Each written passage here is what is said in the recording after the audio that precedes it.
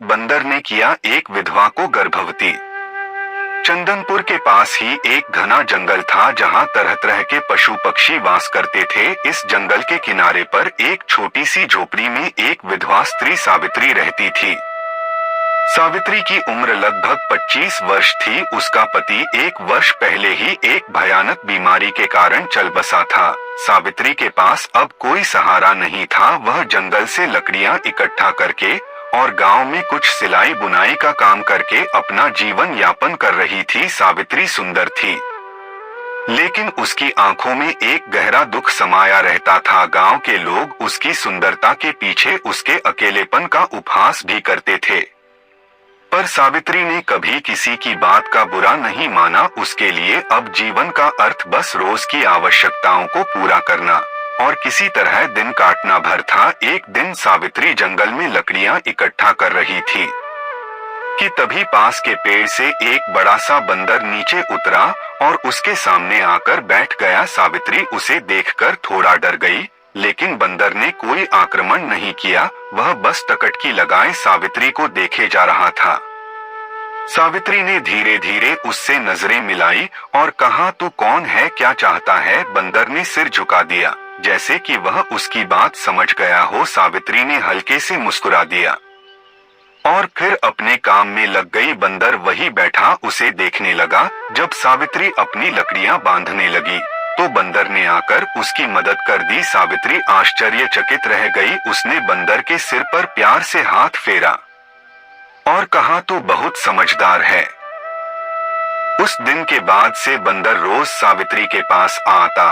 वह उसके लिए फल लाता, उसके कामों में मदद करता और कभी कभी उसके साथ झोपड़ी के सामने बैठकर सांझ तक खेलता रहता। सावित्री के जीवन में एक नया रंग भर गया था। उसके होठों पर मुस्कान लौट आई थी। समय बीतता गया और सावित्री और बंदर के बीच एक अनोखा रिश्ता पनपने लगा। सावित्री जब अकेली होती तो बंदर उसे हंसाने की कोशिश करता। जब वह उदास होती तो वह उसके पास आकर उसके कंधे पर सिर रखकर बैठ जाता। सावित्री भी अब उसे अपने परिवार का हिस्सा मानने लगी थी। एक रात सावित्री अपनी झोपड़ी के बाहर बैठी चांदनी रात का आनंद ले रही थी। बंदर पास ही एक पेड़ की डाली पर बैठा उसे देख रहा था। सावित्री ने उसकी ओर देखा और मुस्कुराई, तू मेरे साथ हमेशा रहेगा ना? सावित्री ने पूछा। बंदर ने धीरे से उसकी ओर छलांग लगाई और उसके पैरों के पास बैठ गया। सावित्री ने उसे अपनी गोद में उठा लिया और प्यार से उसके सिर पर हाथ फेरने लगी।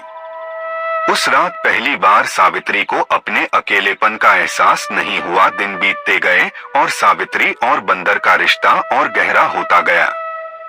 एक दिन सावित्री बीमार हो गई। उसे तेज बुखार था। वह झोपड़ी में लेटी थी और बंदर चिंतित होकर उसके पास बैठा हुआ था। उसने जंगल से कई तरह के फल लाकर सावित्री के सामने रख दिए। सावित्री ने मुश्किल से आंखें खोली और धीमे स्वर में कहा, तू मेरी इतनी चिंता क्यों करता है? बंदर ने उसकी आंखों में देखा। उसकी आंखों में एक गहरी आत्मीयता थी, एक ऐसा प्यार जो शब्दों से परे था। सावित्री ने धीरे से उसका हाथ थामा और सो गई। बंदर रात भर उसके पास बैठा रहा। कुछ दिनों बाद सावित्री स्वस्थ हो गई। अब वह बंदर के बिना एक पल भी नहीं रह सकती थी। दोनों एक दूसरे की आदत बन चुके थे। सावित्री के मन में यह भावना घर करने लगी कि यह बंदर कोई साधारण प्राणी नहीं है। उसमें एक आत्मीय स्पर्श था, जैसे कोई पुरानी आत्मा उसके जीवन का हिस्सा बनकर लौटी हो। एक रात मूसलाधार बारिश हो रही थी। सावित्री झोपड़ी में बैठी थी और बंदर उसके पास आकर बैठ गया। बिजली की चमक में सावित्री ने देखा कि बंदर की आंखें गहरी और चमकदार हो गई थी। सावित्री ने उसके सिर पर हाथ फेरा और कहा, क्या तू हमेशा मेरे साथ रहेगा? बंदर ने धीरे से उसकी गोद में सिर रख दिया। सावित्री की आंखों से आंसू बह निकले। उसे महसूस हुआ कि उसके जीवन में जो रिक्त थी वो अब भर गई है। उस रात उसने बंदर को सीने से लगा लिया और पहली बार उसे एक अजीब सी आत्मीयता का एहसास हुआ। समय बीता, लेकिन सावित्री को अब अपने शरीर में एक अजीब परिवर्तन महसूस होने लगा। उसे मतली आने लगी, उसकी भूख बढ़ने लगी धीरे धीरे उसका शरीर बदलने लगा। सावित्री ने गांव की दाई से सलाह ली तो दाई ने कहा, सावित्री तू गर्भवती है। सावित्री यह सुनकर अवाक रह गई। उसने दाई से कहा, यह कैसे संभव है?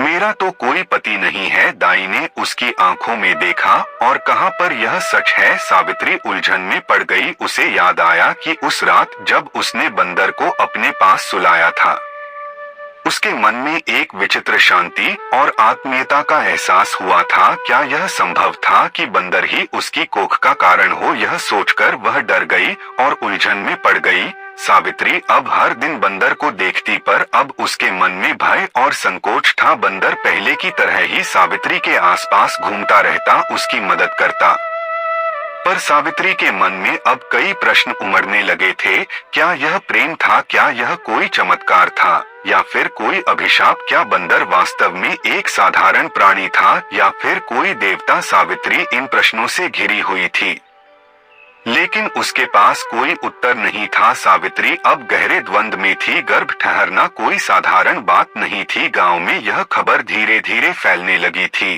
कि सावित्री गर्भवती है। गांव की औरतें और आदमी उसके बारे में तरह तरह की बातें करने लगे। एक विधवा के गर्भवती होने का क्या मतलब है? किसका पाप है यह? कहीं जंगल का कोई राक्षस तो इसके सपनों में नहीं आया? सावित्री इन बातों से परेशान थी। वो जानती थी कि उसने किसी पुरुष के साथ कोई संबंध नहीं बनाया था, फिर भी यह गर्भ, यह कैसे संभव था? उसे बार बार वही रात याद आती थी जब मूसलधार बारिश के बीच उसने बंदर को अपनी गोद में सुलाया था। उसके बाद ही उसके शरीर में यह बदलाव शुरू हुए थे। एक दिन सावित्री झोपड़ी के बाहर बैठी थी। बंदर पास ही एक पेड़ की डाल पर बैठा उसे देख रहा था। सावित्री ने उसकी ओर देखा और कहा, क्या तू जानता है कि मेरे साथ क्या हो रहा है? बंदर ने टकटकी लगाकर उसकी आंखों में देखा। उसकी आंखों में वही गहरी चमक थी जो उस रात थी। सावित्री ने आंसुओं से भरी आंखों से कहा, मैंने तुझसे प्रेम किया है, लेकिन यह कैसे संभव है कि तू मेरे गर्भ का कारण बन गया?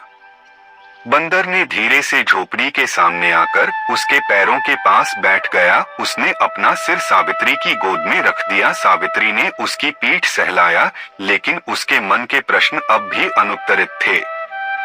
गांव वालों को जब यह पता चला कि सावित्री गर्भवती है तो उनमें हलचल मच गई। गांव की पंचायत ने सावित्री को बुलाया। गांव के मुखिया ने कड़े स्वर में पूछा, सावित्री सच सच बता, तेरे गर्भ का पिता कौन है? सावित्री सिर झुकाकर खड़ी रही। कुछ क्षण बाद उसने कहा, मुझे नहीं पता। पंचायत ने कहा, तू झूठ बोल रही है, बिना किसी के संयोग के गर्भ कैसे ठहर सकता है? दूसरी औरतों ने कहा, जरूर इसका किसी के साथ गुप्त संबंध रहा होगा। सावित्री ने साहस करके कहा, मेरे जीवन में कोई पुरुष नहीं आया, लेकिन एक बंदर है जो हर दिन मेरे साथ रहता है, मेरी सहायता करता है, मेरा सहारा है। मुखिया ने हंसते हुए कहा, क्या तू कह रही है कि तुझे एक बंदर से गर्भ ठहरा है? गांव वाले हंस पड़े, लेकिन सावित्री के चेहरे पर गंभीरता थी। उसने कहा, मैंने कभी किसी से कोई संबंध नहीं बनाया। मैं भी नहीं जानती कि यह कैसे हुआ, लेकिन यह सच है कि जब से बंदर मेरी झोपड़ी में आया है, तभी से मेरा जीवन बदल गया है। गांव के लोगों ने यह बात सुनकर सावित्री को अकुनी और कलंकित मान लिया। गांव की औरतों ने उससे बात करना बंद कर दिया। बच्चे अब उसकी झोपड़ी के पास नहीं आते थे। सावित्री अब पूरी तरह अकेली हो गई थी। सावित्री के मन में अब भय ने घर कर लिया था। वह रोज रात को जागती रहती और अपने पेट पर हाथ फेरती। वह महसूस कर सकती थी कि उसके गर्भ में पल रही संतान की गति बढ़ रही थी, लेकिन उसका मन अब भी आशंकित था। एक दिन बंदर उसके पास आया और उसके घुटनों पर सिर रख दिया। सावित्री ने उसकी आंखों में देखा और कहा, क्या तू कुछ छिपा रहा है मुझसे? बंदर ने उसकी आंखों में गहरी नजर डाली। अचानक उसकी आंखों से आंसू टपक पड़े।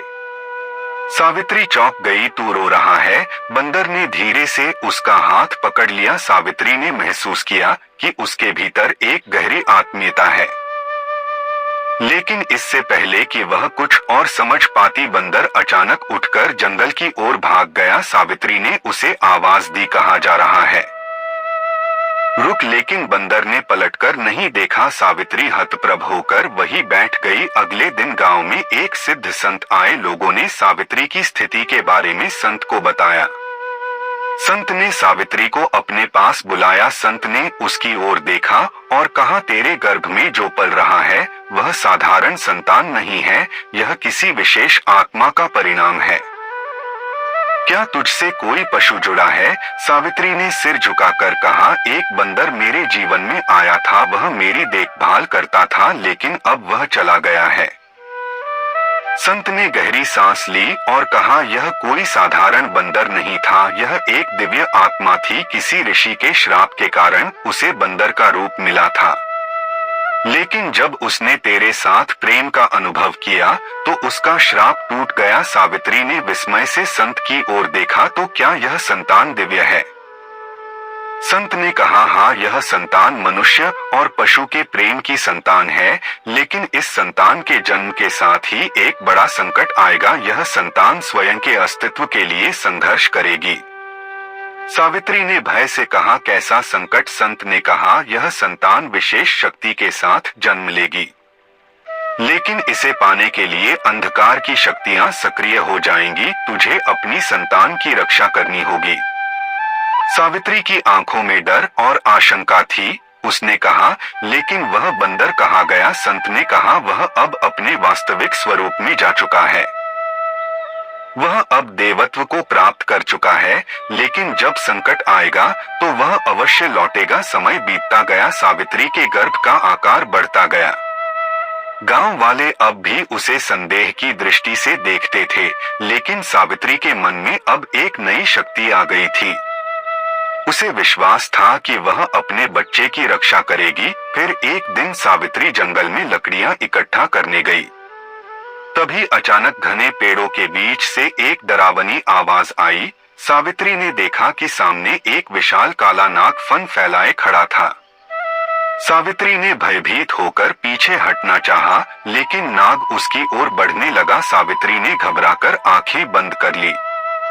तभी अचानक हवा में एक हलचल हुई। सावित्री ने आंखें खोली तो देखा कि सामने वही बंदर खड़ा था, लेकिन इस बार उसकी आंखों में एक तेज चमक थी।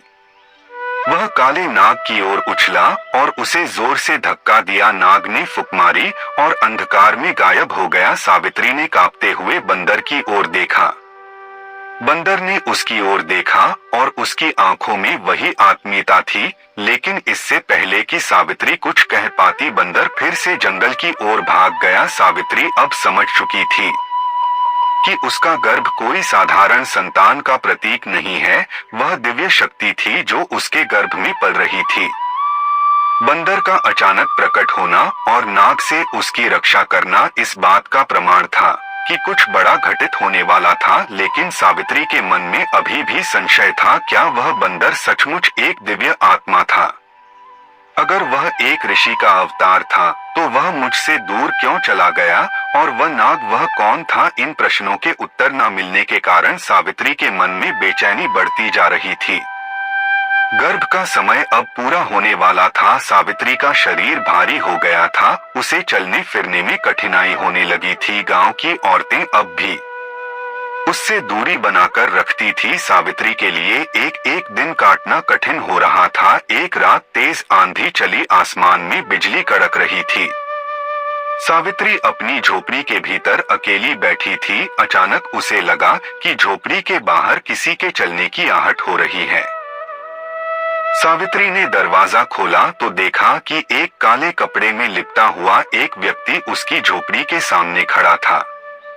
कौन हो तुम? सावित्री ने डरते हुए पूछा। वह व्यक्ति धीरे धीरे उसकी ओर बढ़ा। उसके हाथ में एक लंबा त्रिशूल था। उसके चेहरे पर एक अजीब सी चमक थी, लेकिन उसकी आंखों में क्रूरता झलक रही थी। तूने जो गर्भ धारण किया है वह साधारण गर्भ नहीं है, वह शक्ति का प्रतीक है। मैं उसे लेने आया हूँ। सावित्री ने पीछे हटते हुए कहा। कौन हो तुम? उस व्यक्ति ने ठहाका लगाते हुए कहा, मैं राक्षस कालकेतु हूँ, जिस दिव्य आत्मा ने तुझे गर्भवती किया है। वह मेरे शत्रु का अवतार है, उस संतान को जन्म लेने से पहले ही नष्ट कर देना होगा। उसे जन्म लेने दिया तो सृष्टि का संतुलन बिगड़ जाएगा।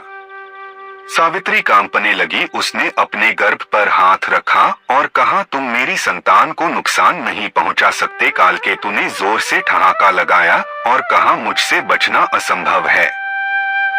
वह सावित्री की ओर बढ़ा ही था कि तभी जंगल के भीतर से एक गर्जना सुनाई दी। सावित्री ने देखा कि अंधेरे में दो चमकीली आंखें चमक रही थी।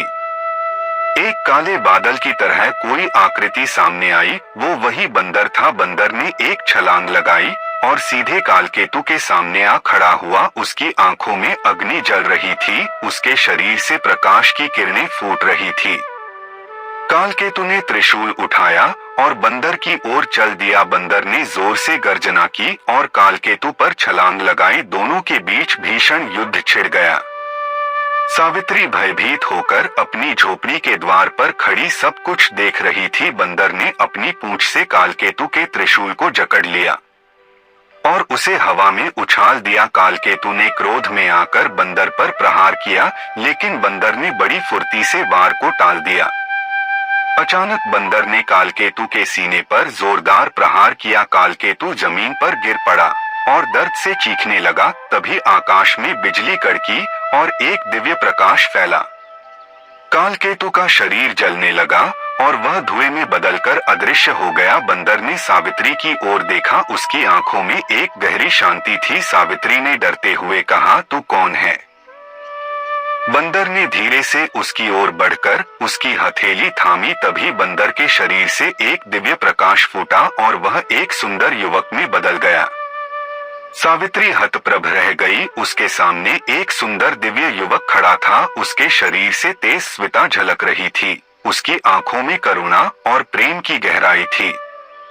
मैं कोई साधारण बंदर नहीं था सावित्री, मैं ऋषि अत्रि का पुत्र हूँ। मेरे ऊपर श्राप था कि जब तक मैं एक स्त्री के प्रेम की परीक्षा नहीं दूंगा तब तक मुझे पशु योनि में रहना होगा। सावित्री ने हैरानी से पूछा, तो फिर तूने मुझसे प्रेम क्यों किया? उस युवक ने कहा, क्योंकि तेरा प्रेम निश्चल और निस्वार्थ था। तूने मुझसे बिना किसी लालच के प्रेम किया, यही कारण है कि मेरा श्राप समाप्त हुआ। लेकिन अब एक नई परीक्षा सामने है। सावित्री ने चौंककर पूछा, कैसी परीक्षा? युवक ने कहा, तेरे गर्भ में पल रही संतान कोई साधारण संतान नहीं है। वह सृष्टि के संतुलन का प्रतीक है, लेकिन कालकेतु के साथ ही अभी भी सक्रिय है। वे उस संतान को जन्म लेने से रोकने की कोशिश करेंगे। तुझे इसकी रक्षा करनी होगी। सावित्री ने युवक का हाथ थामा और कहा, लेकिन तूने मुझे अकेला क्यों छोड़ दिया था? युवक ने कहा, मैंने तुझे इसलिए छोड़ा ताकि तेरा प्रेम सच्चा साबित हो सके। मैं जानना चाहता था कि तू मेरे बिना भी अपनी संतान की रक्षा करेगी या नहीं, और तूने साबित कर दिया कि तू सच्ची संगिनी है। सावित्री की आंखों से आंसू बह निकले। उसने युवक के सीने से लगकर कहा, मैं तुझे कभी जाने नहीं दूंगी। युवक ने कहा, अब मैं तुझे कभी छोड़कर नहीं जाऊंगा, लेकिन तेरे गर्भ की रक्षा के लिए मुझे एक बार फिर अपने दिव्य स्वरूप में जाना होगा। मैं तब लौटूंगा जब तेरे और तेरे गर्भ के जीवन पर खतरा मंडरा आएगा। सावित्री ने घबराकर कहा, लेकिन अगर तू चला गया तो मैं अकेली कैसे रहूंगी? युवक ने उसके चेहरे को दोनों हाथों में लेकर कहा, तेरे मन में जो शक्ति है वही तेरी रक्षा करेगी। मैं तेरे साथ सदा रहूंगा, भले ही तू मुझे देख ना सके। युवक ने धीरे से सावित्री का हाथ छोड़ा और फिर से एक तेज प्रकाश में बदलकर बंदर के रूप में लौट आया। बंदर ने सावित्री की ओर अंतिम बार प्रेम से देखा और जंगल की ओर दौड़ गया। सावित्री वहीं बैठी रही। उसके मन में भय और प्रेम दोनों का मिश्रण था। वह जानती थी कि जो संतान उसके गर्भ में पल रही थी, वह अब केवल उसका भाग्य नहीं थी, वह संतान सृष्टि के भविष्य की रक्षक थी। सावित्री के गर्भ का समय पूरा हो रहा था। उसके शरीर में हलचल बढ़ने लगी थी। गांव के लोग अब भी उसे शंका की नजरों से देखते थे, लेकिन सावित्री के मन में अब कोई भय नहीं था। उसे विश्वास था कि उसकी संतान का जन्म एक दिव्य उद्देश्य के लिए हो रहा है। एक रात सावित्री को सपना आया। उसने देखा कि एक गहरी गुफा के भीतर एक बड़ा काला नाग उसकी संतान को निगलने की कोशिश कर रहा है। तभी अचानक एक तेज रोशनी हुई और एक सुनहरा बंदर उस नाग पर टूट पड़ा। नाग ने जोर से फुंफुकार मारी और अंधकार में गायब हो गया। सावित्री ने उस बंदर की ओर देखा तो वो एक सुंदर युवक में बदल गया। युवक ने सावित्री की ओर देखा और कहा, समय आ गया है, तुझे अपने भाग्य का सामना करना होगा। सावित्री की आंखें खुल गई, उसका हृदय तेजी से धड़क रहा था। उसने अपने पेट पर हाथ रखा और महसूस किया कि शिशु की गति तेज हो रही है। उसने सोचा अब समय निकट है। सुबह होते ही गांव में अजीब सी हलचल मच गई। आसमान में अंधकार छा गया। पेड़ तेजी से हिलने लगे, पक्षी डर के मारे इधर उधर उड़ने लगे। सावित्री झोपड़ी के बाहर आई तो देखा कि गांव के बाहर एक काली आकृति खड़ी थी। वह कालकेतु था। उसकी लाल आंखों में क्रोध की ज्वाला जल रही थी। उसने गरजते हुए कहा, मैं वापस आ गया हूँ, तेरे गर्भ की संतान को मैं जन्म लेने नहीं दूंगा। सावित्री ने साहस से कहा, तू मेरी संतान को छू भी नहीं सकता। कालकेतु ने जोर से ठहाका लगाया, तू अकेली क्या कर सकती है?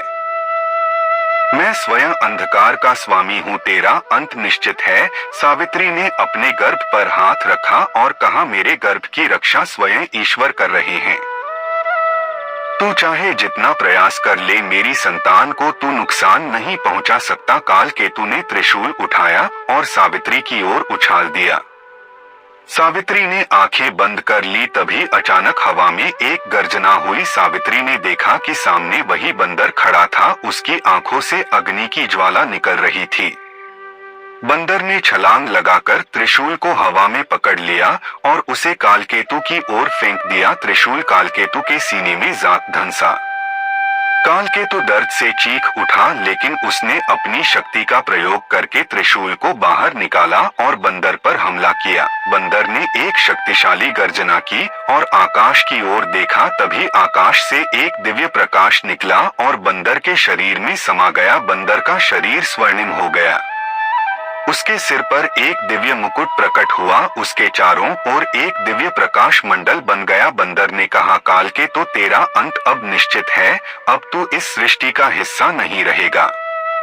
कालकेतु ने क्रोध में कहा, तू मुझे नहीं हरा सकता। बंदर ने जोर से छलांग लगाई और कालकेतु के सिर पर प्रहार किया। कालकेतु ने जोर से चीख मारी और उसका शरीर जलने लगा।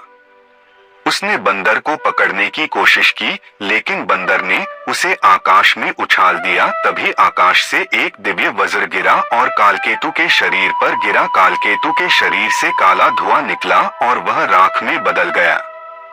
सावित्री ने देखा कि बंदर अब धीरे धीरे उसके पास आ रहा था। उसकी आंखों में प्रेम और शांति का भाव था। बंदर ने उसके हाथ को छुआ और कहा, अब तुझे अपने भाग्य का सामना करना है। सावित्री को अचानक तेज पीड़ा का अनुभव हुआ। वह जमीन पर बैठ गई। बंदर ने उसके सिर पर हाथ रखा। सावित्री को लगा जैसे एक दिव्य शक्ति उसके भीतर प्रवेश कर रही है।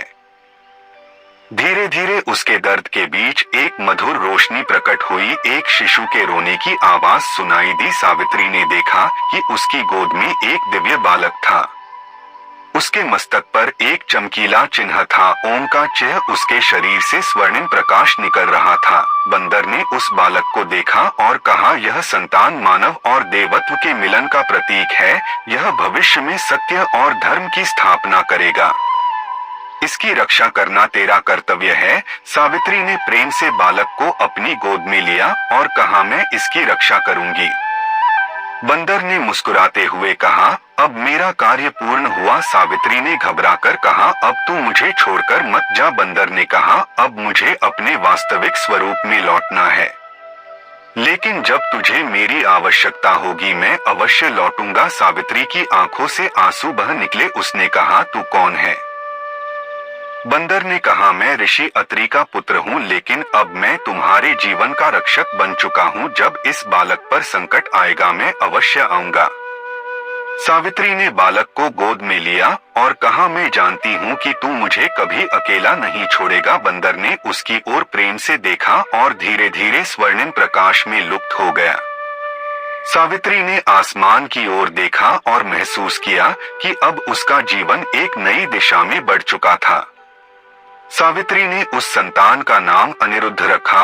वह बालक असाधारण था, उसके शरीर से दिव्य आभा निकलती थी। गांव के लोग जो पहले सावित्री को कलंक मानते थे, अब उसे देवी की तरह पूजने लगे थे। सावित्री ने अनिरुद्ध का पालन पोषण अत्यंत प्रेम और साहस के साथ किया। उसे विश्वास था कि जिस दिन उसके पुत्र के सामने कोई संकट आएगा, उस दिन वही दिव्य बंदर उसके सहारे के लिए लौटेगा। बंदर का प्रेम अब सावित्री के जीवन का अभिन्न हिस्सा बन चुका था। प्रेम, त्याग और दिव्यता की यह कथा युगों युगों तक लोगों को प्रेरित करती रही। अगर वीडियो अच्छा लगा हो तो वीडियो को लाइक और चैनल को सब्सक्राइब जरूर कर लीजिएगा। मिलते हैं अगली वीडियो में। जय महाकाल, हर हर महादेव।